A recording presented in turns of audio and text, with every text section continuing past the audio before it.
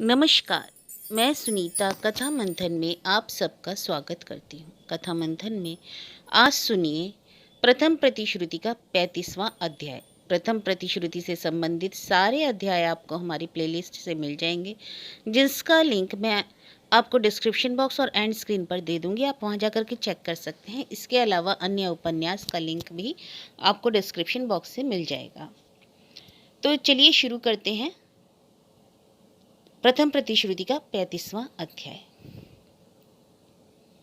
अब तक हमने देखा कि सत्य अपनी बड़ी मालकिन के यहाँ पर न्योता खाने के लिए आती है तथा वह सोने का हार उपहार में देती है, अन्नप्राशन में बच्चे को आशीर्वाद के रूप में। आकर के देखती है कि इतना बड़ा राजमहल सा घर, इतना बड़ा कमरा है। अब आगे, इतना बड़ा कमरा तमाम चीजों से भरा। कमरे के ठीक बीच में एक पलंग की गद्दी प्रायः एक हाथ मोटी, धप धुली एक साफ चादर गद्दी के नीचे डालकर तनी हुई सी बिछाई। उसी पलंग पर चारों तरफ तकिया डाले घर की बड़ी मालकिन सफेद हाथी जैसा शरीर लिए बैठी थी। बड़ी मालकिन विधवा है, यह सत्य को मालूम ना था, मगर यह कैसी विधवा? सत्य के मन में जोरों का प्रश्न। कैसा साज श्रृंगार! दर्शकों की दृष्टि को दुखाने वाली चंद्रकोणा की बारीक सफेद साड़ी, उसके आंचल के कोने में कुंजियों का झब्बा, सामने का बाल अल्बर्ट फैशन का, पीछे बरी जैसा खोपा, हाथ का निचला हिस्सा खाली, वहां पर खाटी सोने के मोटे मोटे प्लेन तागे, गले में हार की लड़ियां, पास में चांदी के डब्बे में पान। पलंग के किनारे खड़ी कोई दासी या आश्रिता एक झालरदार पंखे से हवा कर रही थी। पलंग के नीचे पांव के पास एक छोटी सी चौकी पर सोने सा झकमक पीतल का पीकदान। उम्र के हिसाब से और मर्यादा के लिहाज से कोई तो बड़ी मालकिन के पास ही पलंग पर बैठी, कोई पलंग का सहारा भर किनारे, कोई पलंग के आसपास खड़ी। उनमें सधवा विधवा वयस्का तरुणी सब। मन कैसा तो विमुख होता। उसने सोचने की कोशिश जरूर की कि जहन्नुम में जाए कलकत्ता शहर का अगर यही चाल चलन है तो मेरा क्या, लेकिन कोशिश कारगर नहीं हुई। मन उस मोटा तागा वाले बच्चों के बगल तकिए जैसे मोटे और सुने हाथों को ताकते हुए सिटपिटा रहा। बड़ी मालकिन ने आंखों का कैसा तो इशारा किया। इशारा करना था कि एक ने झट उगालदान उठाकर उनके मुंह के सामने रखा। मालकिन ने पिच करके एक बार थूका, कहा, अरे वह कौन आकर खड़ी हुई रही, पहचान नहीं रही हूँ। पंचू की माँ ने आगे बढ़कर कहा, जी आपके 7 नंबर वाले घर। ओ, जब ही सोचूं पहचान क्यों नहीं पा रही हूँ। कभी आई तो नहीं है ना? अच्छा आ गया। पैरों की धूल दो। पैरों की धूल नाम की चीज खुद से दी जाती है, यह अभिनव बात सत्य ने अपनी जिंदगी में यही पहली बार सुनी। अपने जाने हुए जगत में उसे यह मालूम है कि उसे लेने की जिसे इच्छा होती है वह आकर सिर झुकाकर लेता है। किंग कर्तव्य विमूढ़ सी खड़ी रही वह। अरे भाई दो, एक कोई जोर से बोल उठी। पैरों तले से जरा सी धूल लेकर इनके माथे पर दे दो, सत्य ने गंभीर होकर कहा। पैरों में तो धूल ही नहीं है। पैरों में धूल नहीं है, यह भी कोई बात हुई? फिर जिस चीज की दत्तपत्नी ने याचना की, सोना दाना नहीं, निहायत नाचीज सी चीज, उस चीज की याचना को इस तरह से ठुकराया जा सकता है? यह बात तो सोचने से परे है। दत्तपत्नी ने गाल पर हाथ रखकर किसी प्रकार से विस्मय होकर अवहेलना के भाव से को कम करके व्यंग की हंसी हंसकर कहा, कैसे तो कहते हैं ना, अभागा अगर चाहे सागर सूख जाए। मेरे भाग्य में देखती हूँ वही हुआ। जरा सी पद धूली भी दुर्लभ हो गई। सत्य ने अवाक होकर आकार अवयव वर्णित भेद बिंड के उस मुखड़े की ओर देखा। मांस के उस लौंदे से उम्र का पता लगाना मुश्किल है, लेकिन जो पोते का अन्नप्राशन कर रही है वे कुछ बच्ची तो नहीं। सत्य की नानी की उम्र की क्यों ना होंगी? सत्य से उनकी यह किस ढंग की दिल लगी? आंधी के आगे झूठे पत्तल जैसी एक महिला बोल उठी, आदमी को समझकर बात करनी चाहिए, कहने के पहले डूबकर देख लेना चाहिए कि किसे क्या कह रहा है। कहने ना होगा। सत्य चुप थी, तो भी जैसा उसका स्वभाव, जबड़े की पेशियां सख्त हो गई। सोने के हार से न्योता तुम्ही ने पूरा किया है ना? नम्र गले से सत्य ने कहा, इसे न्योता पूर्ण क्यों कहती है? मुन्ने को आशीर्वाद के सिवाय और कहती है। सो जो भी हो, दत्तपत्नी ने असंतुष्ट होकर कहा, वह हार तुम्हें वापस ले जाना होगा। बच्चे को दी हुई चीज ले जाकर मैं क्या करूंगी? क्या करोगी सो तुम जानो, लेकिन प्रजा के दान का सोना हम नहीं लेते। फिर वही प्रजा। सत्य के सर्वांग में बिजली की एक लहर सी दौड़ उठी। फिर भी किसी तरह उसने अपने को जब्त किया। कहा, फिर तो प्रजा पाठक लोगों को आपको न्योता ही नहीं देना चाहिए। न्योता पूरे बिना कौन किस काम में खाता है वो कहिए, और ब्राह्मण भला आशीर्वाद लौटा सकता है? ब्राह्मण? दत्त गृहिणी जरा मुरझाई। हाय मेरी माँ, बड़ी रूखी सूखी बात। जलमुही मोक्षदा ने फिर तो ठीक ही कहा था। खैर तुम ही जीती, अतिथि नारायण है, जो कहोगी सुनना ही पड़ेगा।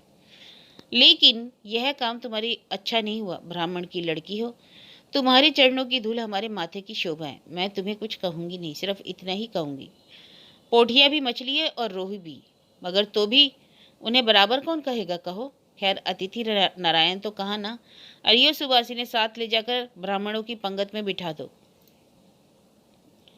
यही बोलने की यही इति। सत्य धीरे धीरे वहां से हट आई। हठात उसे लगा कहीं जैसे उसकी हार हुई तो वह क्या नहीं कहेगी, चली जाएगी, कह देगी तबीयत खराब है। लेकिन कुछ कहने के पहले ही दत्त गृहिणी बोली, अपने बच्चों को नहीं लाई? नहीं। क्यों, सबको न्योता नहीं दिया गया था? पूरे परिवार का था तो। सत्य की जुड़ी भौएं आदत के मुताबिक सिकुड़ आई और गले में धीमा कठिन स्वर लौट आया। उसी स्वर में उसने जवाब दिया, जी नहीं, न्योते में कोई त्रुटि आपकी ओर से नहीं हुई, लेकिन पूरे परिवार को आकर सिर मुड़ाने का समय ना हो तो क्या उपाय है। खैर मैं आई हूँ, इसी से हो जाएगा। कहावत है ना, माथे पर पानी डालने से सारे शरीर पर पड़ता है।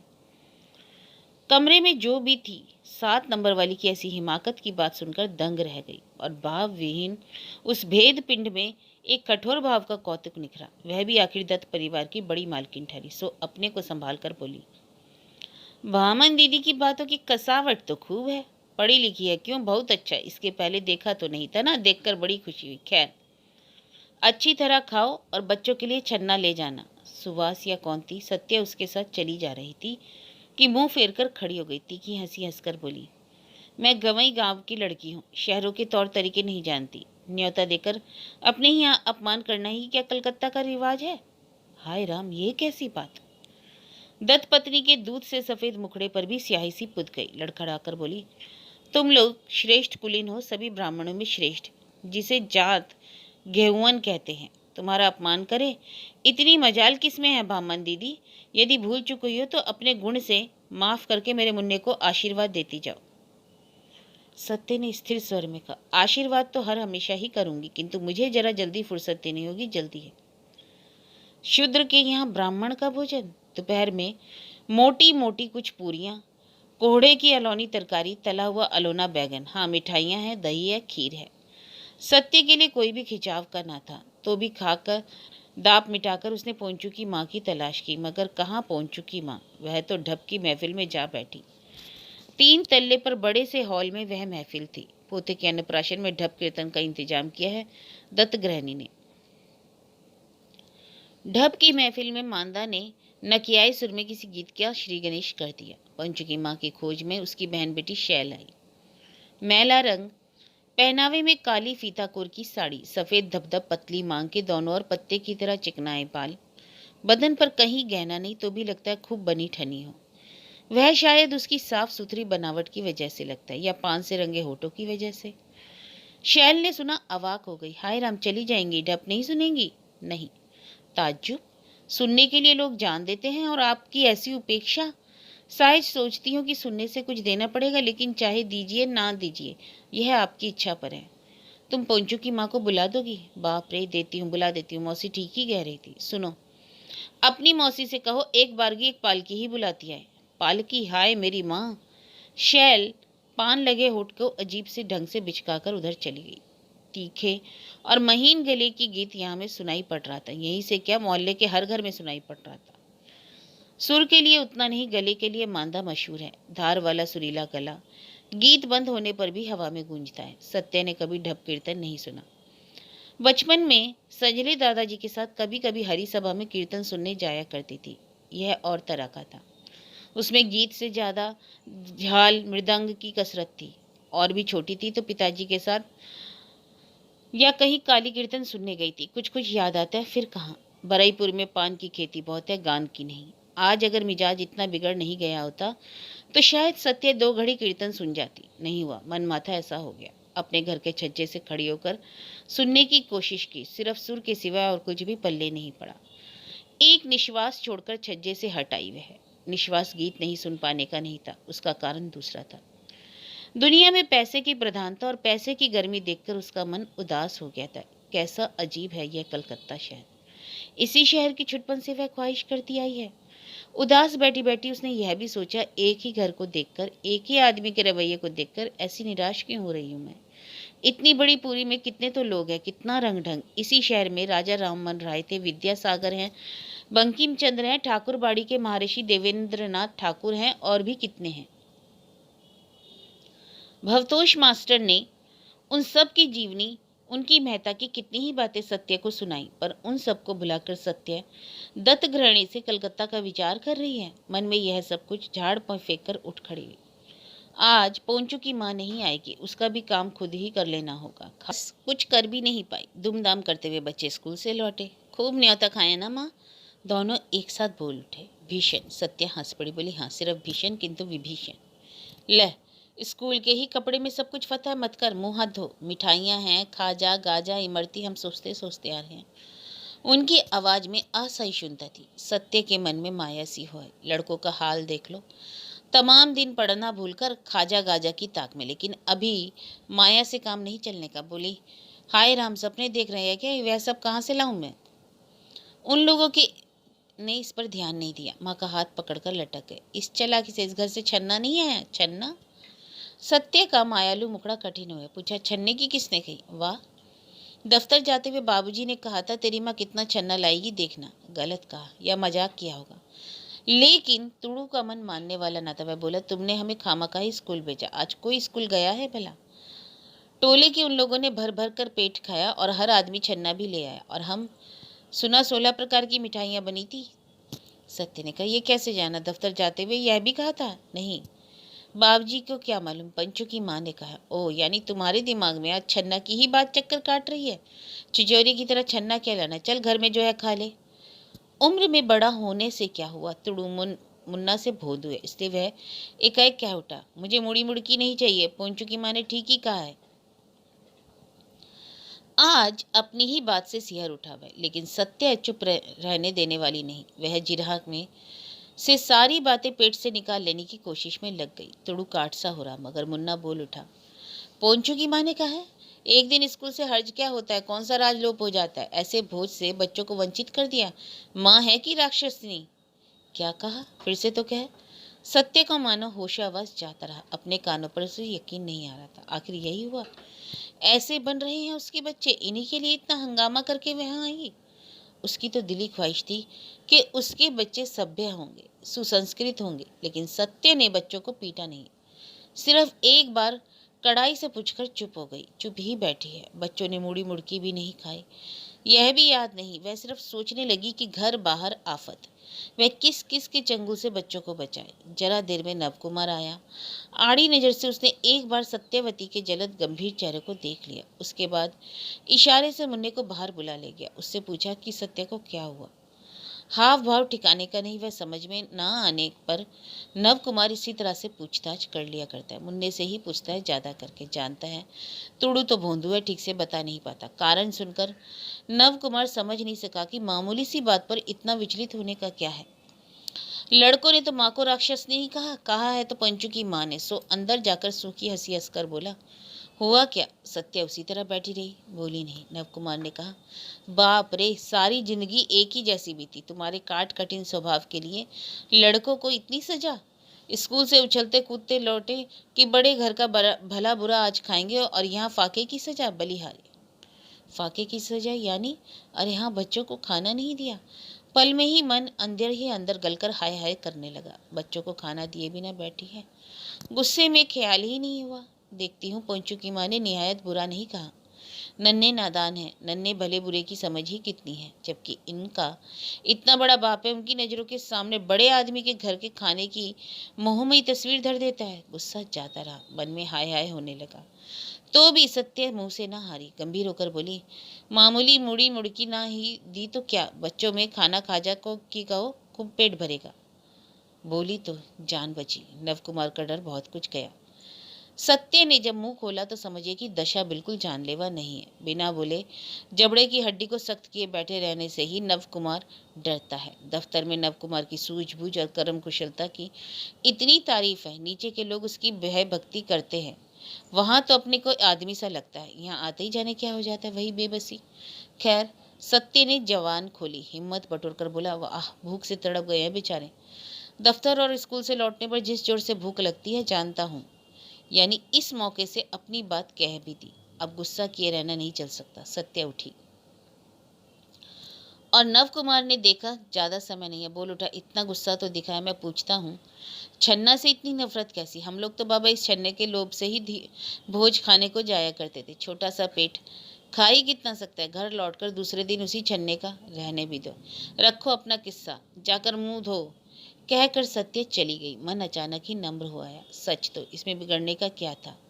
अपने बचपन में वह भी तो उसी के नहर में क्या चलन नहीं था? कितने सकौरे, हाड़ी सजी सजाई रखी रहती थी। खा पी चुकने के बाद लोग ले जाते थे। रामकली खुद खड़े रहकर निगरानी करते थे कि हर आदमी को ठीक ठीक मिल रहा है या नहीं। साथ के नौकर, चरवाहे, जन मजदूर भी नहीं छूट पाते। और फिर सत्य की भी तो फुआ दादी के साथ न्योते में इस उस घर गई, लोगों ने दिया है, लिया नहीं सो भी नहीं। आकर्षण का एक उत्सव और था, अटकौड़ी। गांव में किसी के यहाँ बच्चा पैदा होता तो 8वें दिन दूसरे घर के बच्चों की सूप पीटने के लिए बुलाहट होती। यह सम्मान अवश्य सिर्फ लड़कों का था। हाँ, लावा मुड़की में लड़कियां जरूर वंचित नहीं होती थी। सख्त करके बधी वेनी, कमर में कसा डोरियों का साड़ी का आंचल और टीले को चौकन्ना करते हुए जाने वाला अपना वह चेहरा मानो अपनी आंखों से सत्य ने देख पाया। कहा तब तो अपनी या किसी और को छिचोरा नहीं लगता था। क्यों नहीं लगता था? आज ही क्यों? पति को बेटों को खाना देते देते उसने इसका कारण सोचा, एक निर्णय भी लिया। बोली, तुम कह रहे थे ना नित्यानंदपुर में छन्ने का चलन था या नहीं? था, क्यों नहीं, खूब था। लेकिन बात यह है कि उस देने में न्योता करने वाला का अहंकार नहीं जाहिर होता था, बल्कि लगता था कि देने से कृतार्थ हो। इसलिए जो लोग लेते थे उनमें मान अपमान का लेश नहीं आता। और तुम्हारे इस दत्त परिवार में सब कुछ में अहंकार है। आसन के पास किसी प्रकार की मिठाइयाँ सजा तो रखी थी, पालकी में रखवा तो देती ना। सो नहीं, कौन कहाँ है कोई ठिकाना नहीं। एक ने नौकरानी होगी शायद, टूटे कहाँ से किसी आवाज में कहा, अजी ओ ब्राह्मण बिटिया, तुम्हारा छन्ना जो रह गया है सुनो जरा। तो क्या मैं उठा लेती? सत्य के पति पुत्र के मन में उस 20 प्रकार की मिठाइयों ने कौन सी प्रतिक्रिया लाई, क्या जाने। नव कुमार को लेकिन ठीक ही तो कहकर स्त्री की बातें तो की तारीफ करनी पड़ी। उसके बाद उसने खुद ही बात उठाई, तो सचमुच ही सोने का हार दे दिया? सचमुच नहीं तो क्या झूठ मूठ दे देती? देने के लिए तो ले गई थी। नव कुमार ने अफसोस की उस सांस को छिपाकर उदास भाव से कहा, तुम्हारी चीज है, तुम लुटा सकती हो, फेंक सकती है, उसकी बात नहीं। लेकिन सवेरे मैंने टोले में एक आध आदमी से पूछा था, किसी ने चवन्नी दी, किसी ने अठन्नी, 1 रुपये के आगे तो कोई गया ही नहीं। इस बात पर यवनिका डालने की गरज से सत्य ने कहा, रहने भी दो, एक बच्चे को दी हुई चीज के लिए कचकच करने की जरूरत नहीं। अब मर्द जैसा एक काम करो, कोई डेरा खोजो। डेरा? फिर डेरा खोजूं? इसे बदलना है? तब तो यही किया है। सोचा है, ख्वाहिश के नहीं, संकल्प किया भी नहीं, एक बार की तय किया। अपनी हार निश्चित जानकर भी नवकुमार मैदान में उतरा। तब क्यों नहीं करोगी? दिमाग ही तो अस्थिर है, जब भी नित्य नया स्थिर करना। अरे मैं पूछता हूँ, इस किराए में ऐसा डेरा पाओगी? दत्तों को पैसों का वैसा ध्यान नहीं, इसलिए इतना सस्ता लगा दिया। और कोई होता तो डेवड़ा किराया कहता। यह इरादा दिमाग से निकाल दो। सत्य की जुड़ी भौं के नीचे घनी काली आंखों में एकाएक कौतुक मिला, एक विद्युत कटाक्ष खेल गया। सत्य ने कभी अपना इरादा छोड़ा है? नव कुमार उस मुखड़े की ओर हाँ किए ताकता रह गया। सत्य की हंसी दुर्लभ है, इसलिए इतनी अनोखी है। टकटकी लगाई आंखों को फेर कर खोजा हुआ सा बोला, क्यों? इस डेरे में कौन सा कसूर किया? वह कहने से तुम नहीं समझोगे ना। मैं तो कुछ नहीं समझूंगा, सब कुछ समझने का ठेका तुम्हारा जो है। डेरा वेरा अब नहीं बदला जाएगा। बार बार वही एक गीत, चिड़िया चुनमुन है क्या कि रोज बसेरा बदलना पड़ेगा? नहीं होगा, यह मैं कह देता हूँ। खैर ना सही, सच मालिक की कहा बरकरार है, कहकर सत्य वहां से चली गई। यह डेरा बदलने की खूब इच्छा सत्य की है, यह बात नहीं है। यह घर सब प्रकार से सुविधाजनक है, लेकिन सिर पर राजा के लिए प्रजा बनकर रहना उसके बर्दाश्त से बाहर है।